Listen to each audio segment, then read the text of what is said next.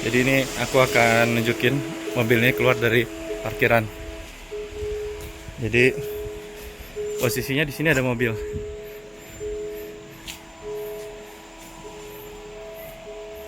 Sangat mudah. Pol aja, mundur terus, Pol. Pol kanan. Terus. Ini istri saya yang ngeluarin. Terus. Oke. Dia haluannya di sini, meskipun ada mobil bisa. Tuh. Kalau mobil gede pasti susah, apalagi di sininya mau ke sini ada motor-motor parkir. Kata istri saya, pernah nggak sengaja ini keputar di R. Maksudnya mungkin mau ke P, tapi di R. Jadi ketika gasnya ditekan, dia mundur. Nah, pada saat seperti itu meskipun tidak digas, kondisi diam, itu mau dikembalikan lagi ke D, itu nggak bisa, karena kalian harus menekan remnya dulu, baru dia bisa berputar. Kemudian kita nanti ini akan mencoba naik ke sedikit tanjakan. Kita akan lihat apakah mobil Wuling REV ini bisa menaklukkan tanjakan tersebut. Nah, sebentar lagi nanti kita belok kiri ya, Ma.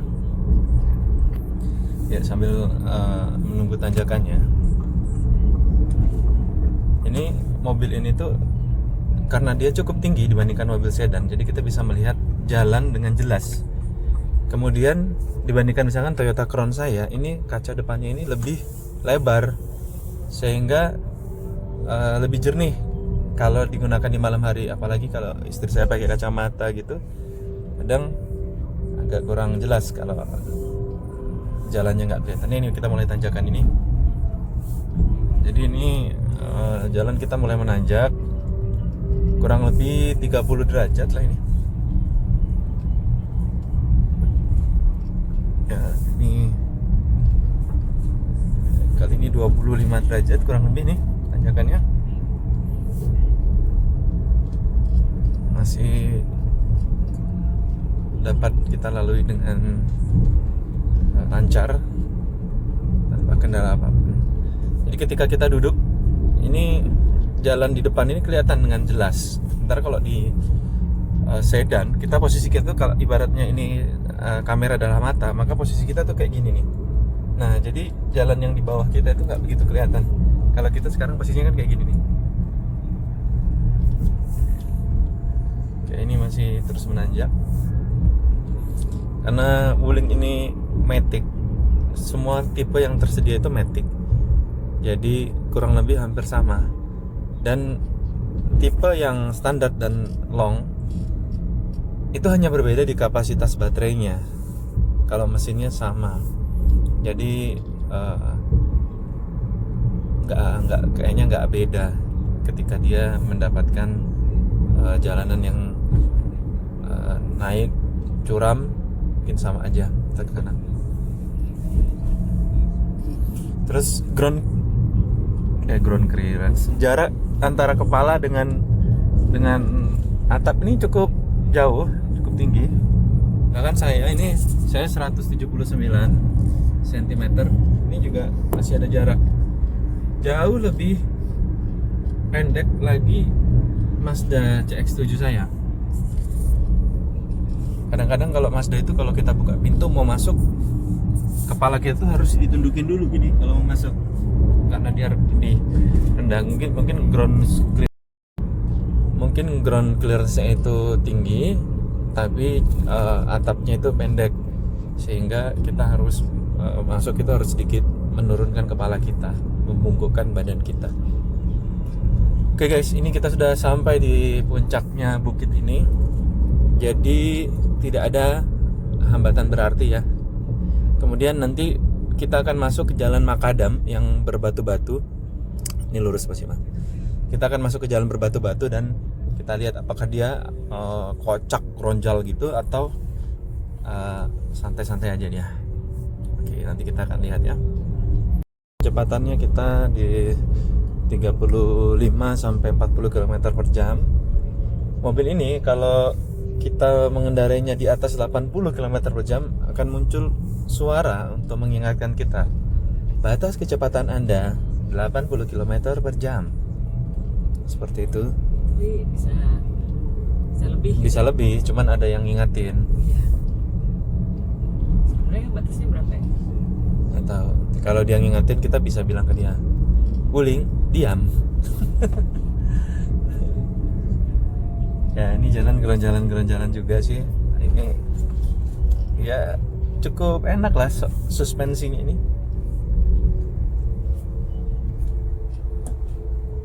Saya nggak tahu suspensi apa yang mereka gunakan, tapi ini dengan jalan geronjal gini masih cukup enak dalamnya.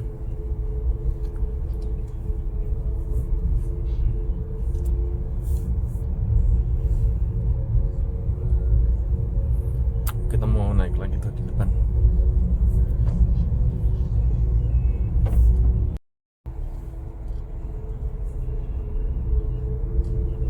Wipernya coba mah. Wipernya juga langsung bersih, nggak menyisakan bekas-bekas. Ya mungkin masih baru ya. Kadang-kadang ada wiper yang nggak bisa membersihkan kaca dengan baik. Dibersihin malah buram gitu kan. Ini geronjal nih. Ini naik tanpa tekan gas ya? Enggak. Oh bukan. Maksudnya tanpa apa namanya? Sebelumnya itu apa kayak ancang-ancang tuh? Tanpa ancang-ancang. Ancang-ancang tuh. Tanpa ada kayak, ya kadang-kadang mobil ketika naik kan harus ada kecepatan awal dulu gitu kan. Nah ini kan tadi kita lambat kecepatannya karena depan ada mobil. Ini bisa tanpa kita harus mainin gigi gitu ya. Kalau Matic dia salah satu kelebihannya itu sih. Kita pernah bawa CX-7 Matic ke Bromo juga enak banget dia. Gak perlu setengah kopling dan sebagainya. Depan kanan.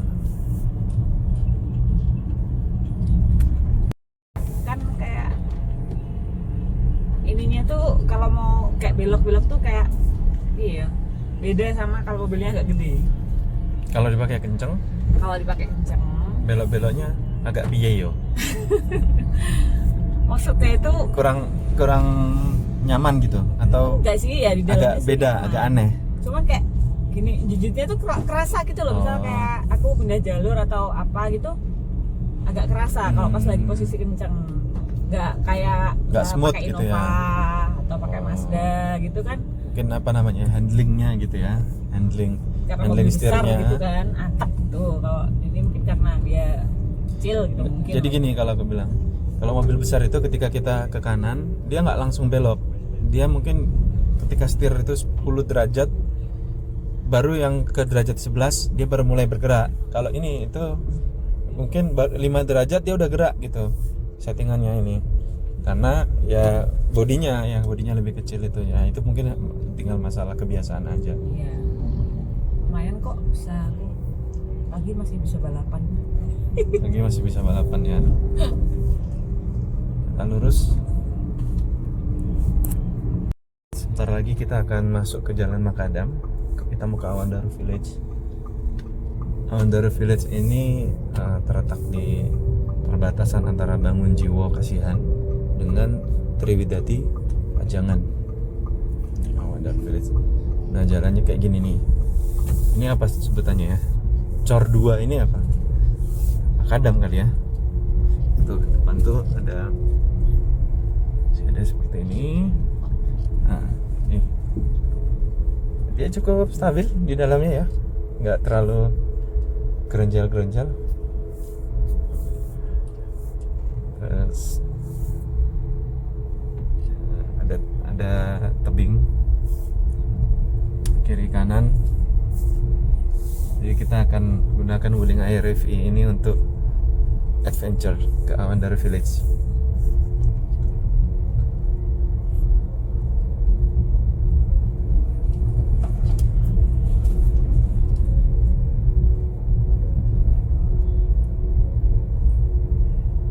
Jalannya cuma cukup satu mobil normal ya. Kalau mobil guling ini lebih kecil lagi. Oke, kita sudah sampai. Jadi kesimpulannya, untuk tanjakan, untuk jalan makadam, geronjalan, mobil ini masih cukup mumpuni ya. Meskipun bannya kecil, tapi ternyata geronjalan-geronjalan aman. Meskipun mobil listrik, ternyata bisa ke jalan yang mendaki atau curam. Makasih banyak sudah mengikuti vlog kami. Assalamualaikum warahmatullahi wabarakatuh.